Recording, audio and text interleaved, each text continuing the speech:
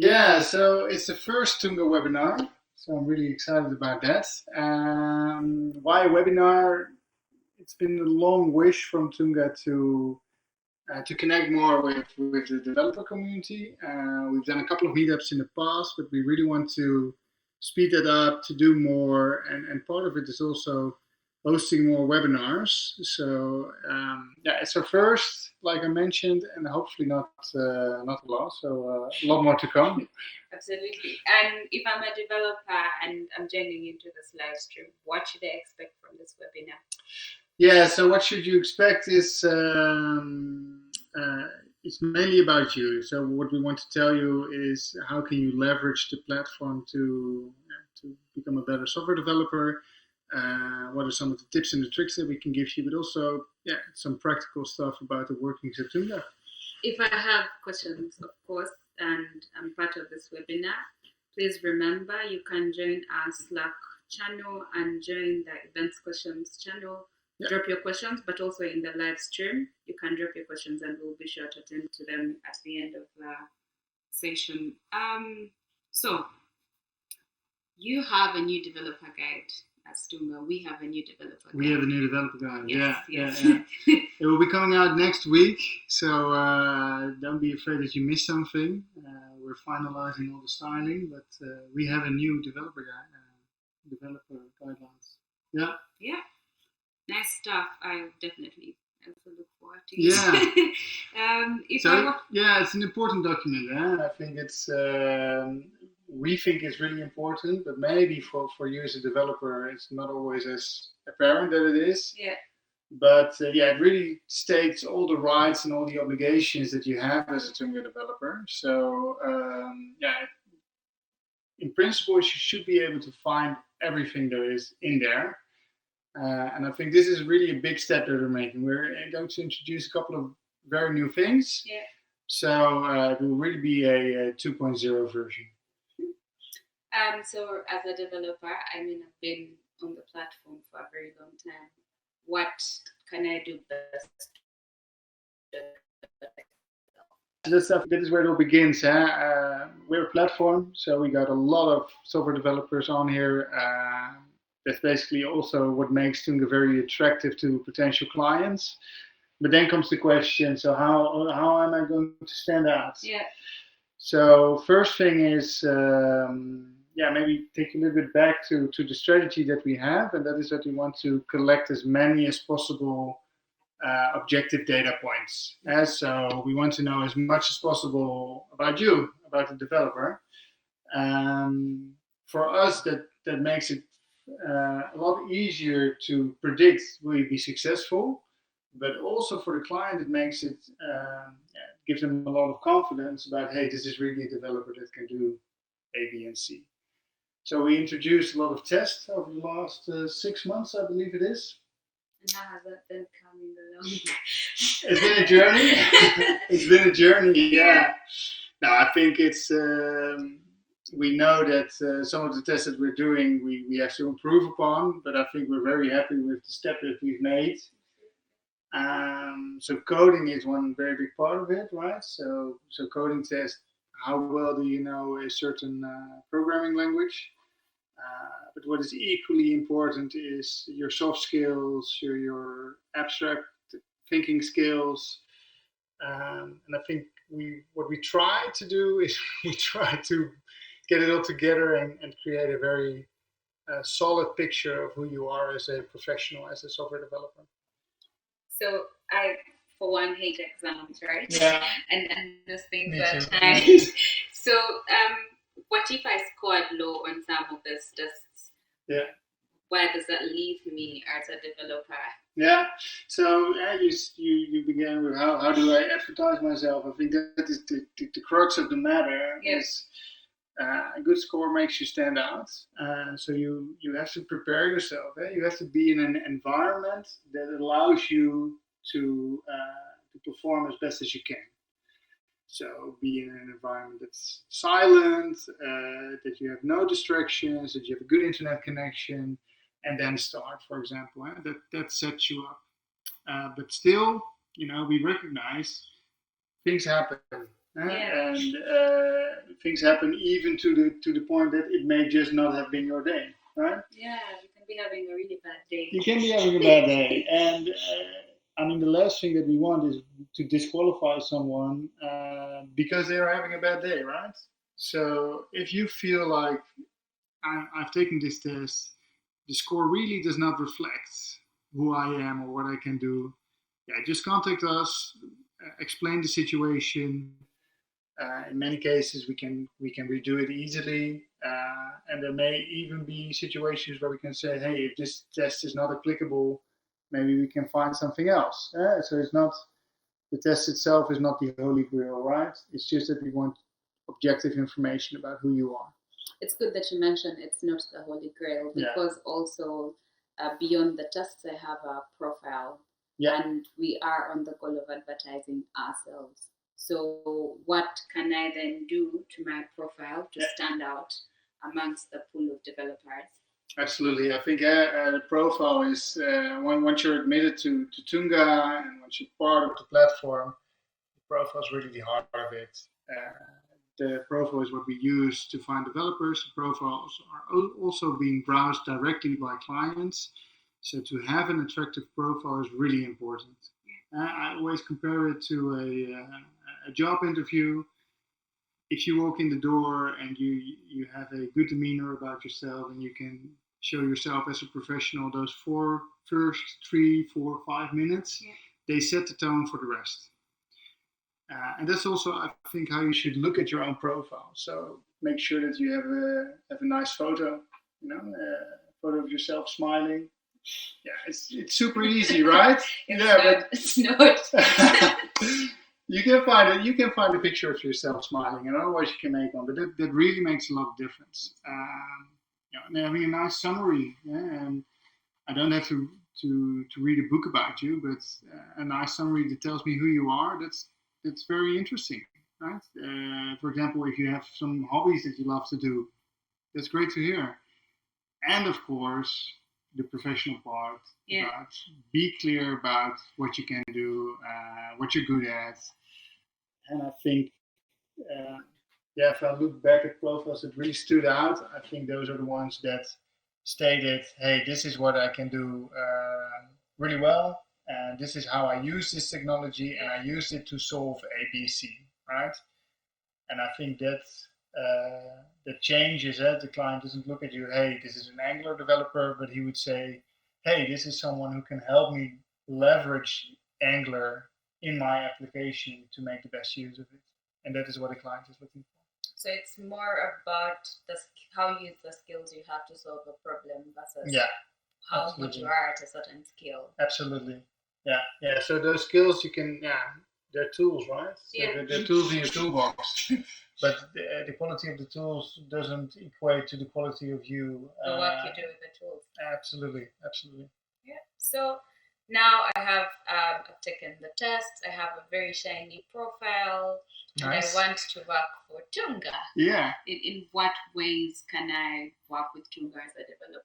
Yeah. So I think our main service offering comprises of 2 types of assignments.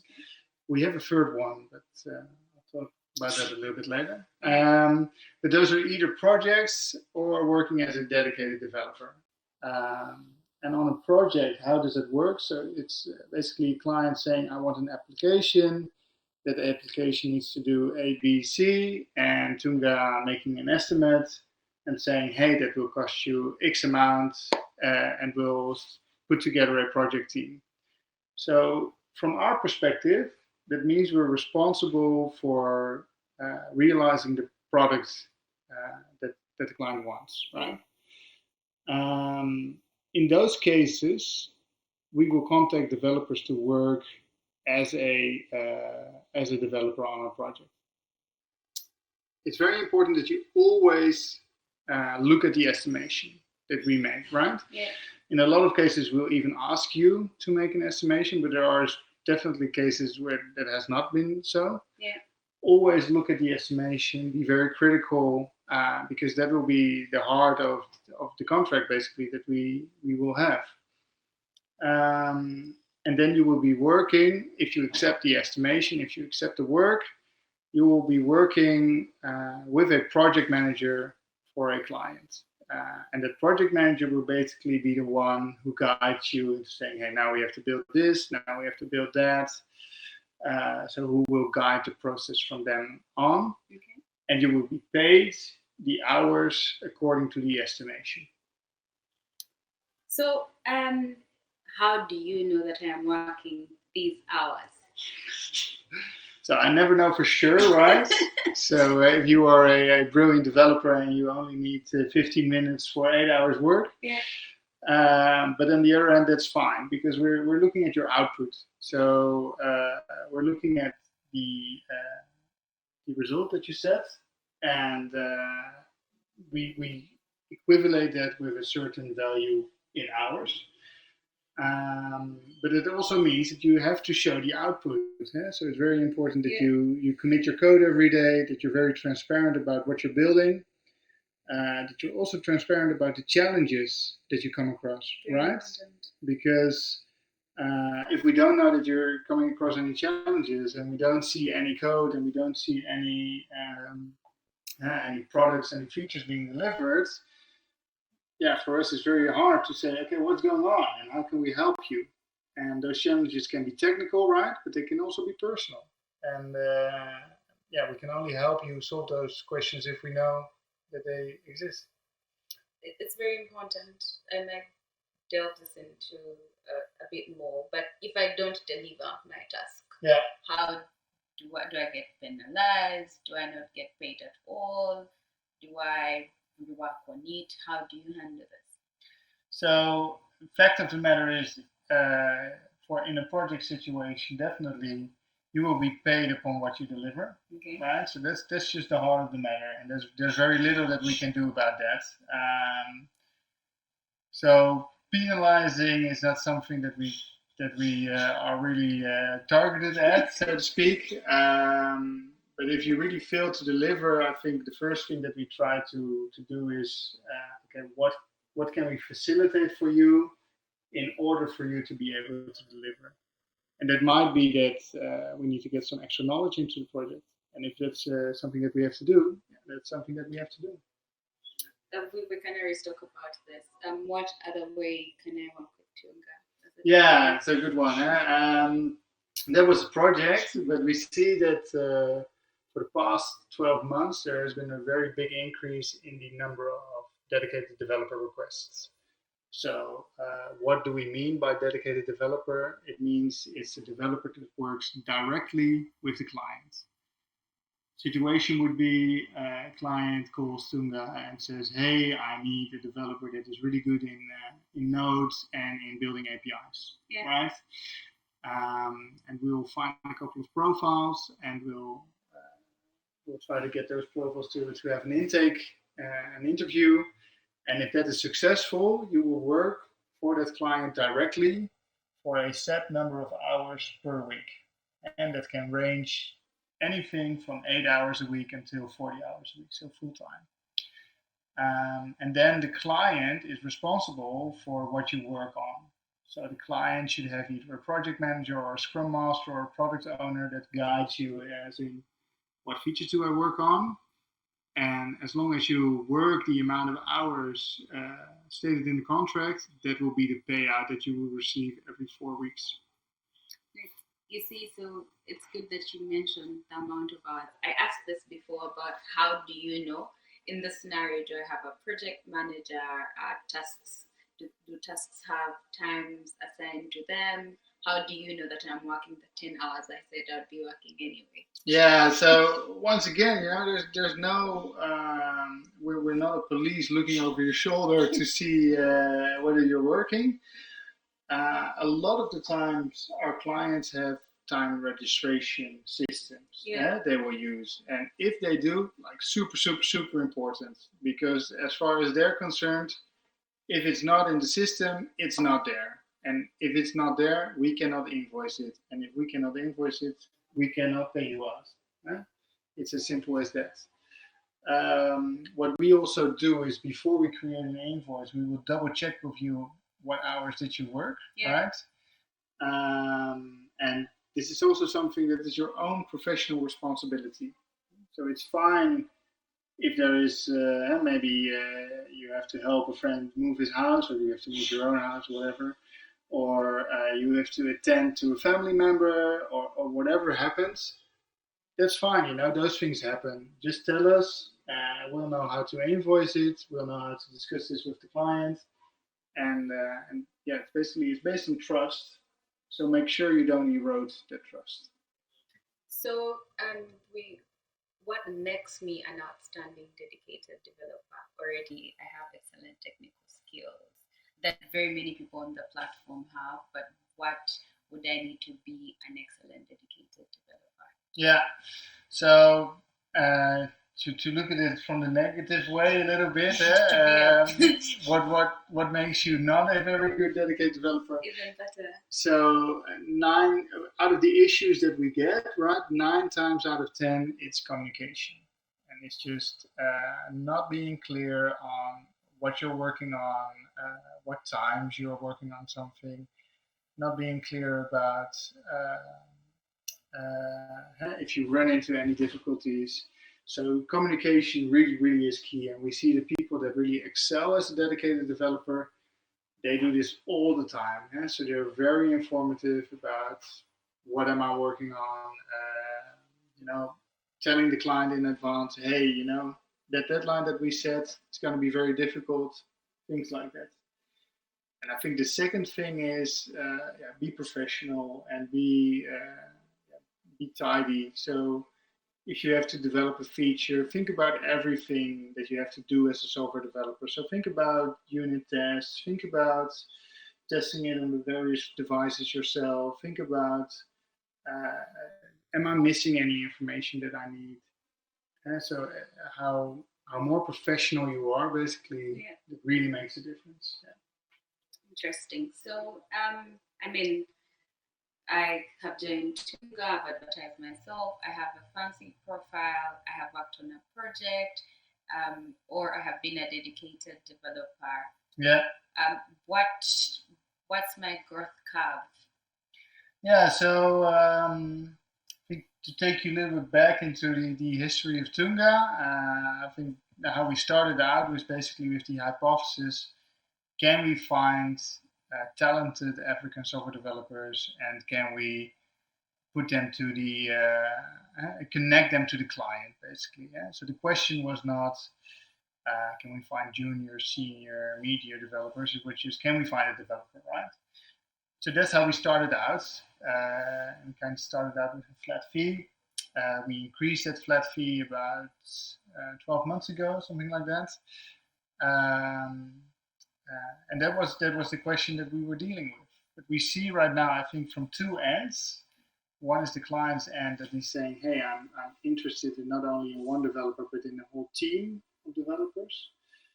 And in the team, I want developers that are senior, but I also am interested in developers that are maybe a little bit more junior, right? And we see it from the developer community coming in. People saying, "Hey, I'm working for Tunga for 2 to 3 years now. I'm still making the same payout rate as someone who's just joining the platform." I feel that that's not fair. And I think that's really, it's a powerful argument. So, and I think this is really, really a big deal, right? So we're introducing a tier system. Yeah, no, so we're making the difference between are you a junior or a medium or senior developer. And I think it's a big step for us because it has so many consequences. I don't think we can really dive into all of them here. But one of the things is, so for a junior, the payout will be 10 euros. For a medium, the payout will be 13 euros and 50 cents, what it is right now. And for a senior, we'll be increasing the payout to 16 euros. So that will be the growth curve that there is. And I think, so we're introducing it now. Um, it is likely that in the years to come that there will be more opportunities for growth. So as a junior developer, I should definitely express interesting opportunities. Absolutely, yeah. But know that my rate will differ from if there's a media or a senior on the team. Yeah, absolutely. So we set up a couple of criteria that we think apply for junior, media, and senior developers. So for a junior, that is basically someone who's just joined the platform, has maybe 2 years experience as a software developer. So medias are people that have worked on multiple Tunga assignments, and as a senior, you're really someone who has a couple of projects under your belt, proven ability to lead a team. So there are a couple of, I think, quantitative, objective metrics, but also some more subjective metrics. It's always a difficult discussion in that sense. Yeah. But it is a discussion, right? And that is even if we would say, hey, we categorize you maybe as a junior developer. If you really feel like that's not fair, yeah, that's the start of a discussion as far as we're concerned. So we are open to feedback. Absolutely, and I cannot guarantee you that we will change it, but I can also guarantee you that if you give us good arguments, that we're able to change it, right? So yeah, we're very interested in that feedback. I mean, you've mentioned feedback and metrics, right? Yeah. So I've been working on a project, or with as a dedicated developer. How do you know that I'm performing? Yeah. So that was, I think, it's always been a little bit of a struggle for us. So usually we have a pretty good idea about who's performing, yes or no, but we'd like to make it more tangible. So we're introducing a rating system, and that rating system is it's super easy. We're asking the client to give a rating based on smileys, and it's a 1 to 5, right? So if you're really happy, that's a 5, and if you're really sad, that's a 1. And we're doing we're putting a lot of effort into getting these ratings in. And we're also asking the project managers to do a rating on you as a developer. And I understand that this is a subjective one. Absolutely. Yeah, and I've been talking about what objective man. As about how do we know that it's objective? What if someone validly says It's not. So and we know it's subjective, right? So there are definitely consequences to if you get a bad rating. Yeah. But we also understand that some clients are very, very difficult, or may even be very unreasonable. So I think what happens if you get a bad rating, I think that's the most important question. A discussion will start. So we will talk with you about, hey, this is the rating that we see happening. What do you think could be the cause of it? What is some of the data that we have that could be the cause of it? We'll make an improvement plan together. We'll also monitor that improvement plan. It's definitely also in our interest to make sure that you succeed. So we need to give you also ample time to improve, right? Yeah. And like I said, there may even be cases that we know, you don't have a really good rating, but we know that this client is being unreasonable in that sense. So that's also a possibility. But still, if you really are not performing and that rating shows that you're not performing, there will be consequences. That's true. Such as being kicked off the platform. In the end, yes, yeah. That is true. It's not something that we want to do, of course. Yeah. So it's definitely in our interest to have as many qualified developers on the platform. But if the reality shows that the performance is not well enough, then that will be a conclusion. But I think what I want to stress is we're not there to say, hey, yes or no, right? We're not there to say good or bad. We're there more to say, how can we help you improve? Yeah. Right? And even if that ultimate consequence would be there, we would put effort into saying, hey, what kind of trainings can you do? What kind of skills can you improve in order to re-enter the platform at a later stage? So we're kicking someone out is like a worst case scenario. Yeah, also for us. And it's not something that I think all our processes and our works and our efforts are geared towards not doing that. So if I have been a freelancer with Tunga for over a given period of time, do I have a lifeline? Do I have a timeline where I can no longer be a freelancer? Yeah, yes, there is. Yeah, I think this is something that is also very new, and that is the opportunity to join Tunga, working full time for Tunga. Wow. Yeah.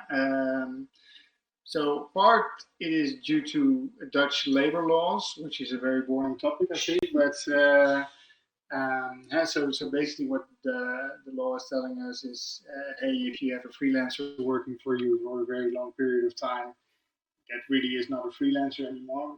That person is part of your company, and I think they have a fair point, right? I agree. And we also think that, hey, this is the relationship between Tunga and a developer, if you're working for us for a very long time, becomes more than just a freelancer using the platform.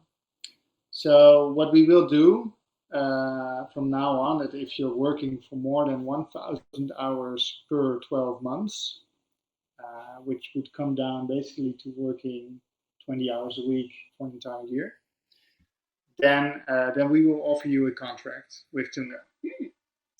And so that contract, you don't have to take it, right? So we cannot force you into joining Tunga. Okay. But I do have to add that it could be that we have to end the assignment otherwise, and that is just due to the labor laws that are applicable to us. So I can no longer work with Tunga then as a freelancer. You can work for Tunga as a freelancer, but we would have to maybe switch your assignments, or maybe you have to switch the number of hours. So it will have some of these consequences. Yeah. Okay. Becomes very technical in a legal manner then, yeah. I guess is it something if I needed more clarity on as a developer, I could follow up with on Slack? Absolutely, no, absolutely. And I think for the developers that that will be applicable to, we'll try to start that discussion also as soon as possible, because I can understand that it is it's quite impactful, right? So yeah, we want to be as informative as we can. Interesting, very interesting. So I mean, we've gone through working with Tunga as a developer, having the good profile. Are there any other improvements that developers need to look out for in the coming future, or is this all? Yeah, so with that new code of conduct, or with the new developer guide, of course, we're also updating our code of conduct. So we're learning, so we're also learning what works, what does not work. But the code of conduct, we do think is really important. So we also developed a test for that. It's a binary test, so it's just you can either pass it or not. You can retake it as many times as you want. But the whole goal of the test is for us to ensure you really read and understand the code of conduct. Just some simple stuff, but I think that's important. Yeah. I think what's also part of the new developer guide is a lot of information about taxation. So as you may or may not be aware of, as you're working as a freelancer for Tunga, you're responsible for your own taxes in the country that you live in. And we provided you with a lot of information about what applicable taxes are there in Uganda or in Nigeria or in Egypt. So those are the three countries that we are most active in right now. You can also always contact Tunga if you have any questions about that. So we try to give you as much information about that as we can. Okay. So I guess that's about it. If there are any other questions that were asked, we could definitely go through them. Yeah, absolutely. So the first one. Yeah. Does the rate for dedicated developers vary from working on an internal project? From an internal project, so we have a couple of internal projects at the moment. Basically, there are situations with dedicated developers that the rate can vary. Yeah. And we always will inform you about that upfront. So that is, it's usually a commercial decision. So it is a decision that we have with a certain client, and that client, we have a certain agreement about the client. And I think also what I can tell, in the case that the payout rate would be less, we always try to give something else back, which is then stability. So which is how many months can you work for a certain client. So that is something that we always try to give. So to speak. Okay. And what's the longest I could last as a dedicated developer? Is it worth quitting my job for? It's a very personal decision, I think, right? But Yeah. no, so we do have, we absolutely have those clients which you can work for a year or maybe even longer, and we even have clients which in exchange can give like holidays and sick leave days. So and in that dedicated developer sphere, I think there are definitely clients that can give a lot of benefits. Yeah, absolutely. I think that this also brings to mind our third service offering that I don't think that we really discussed. No, we didn't. And that's recruitment. So sometimes we do recruitment for certain clients, and that's always in Africa. So we only do recruitment for African clients. And then we will basically search for the best developer for that particular client and for that particular function that they are having. But in the end, you will be hired by the client directly. So that's basically a one-off assignment that you will have with Tunga, and then you will be hired by the client. Okay.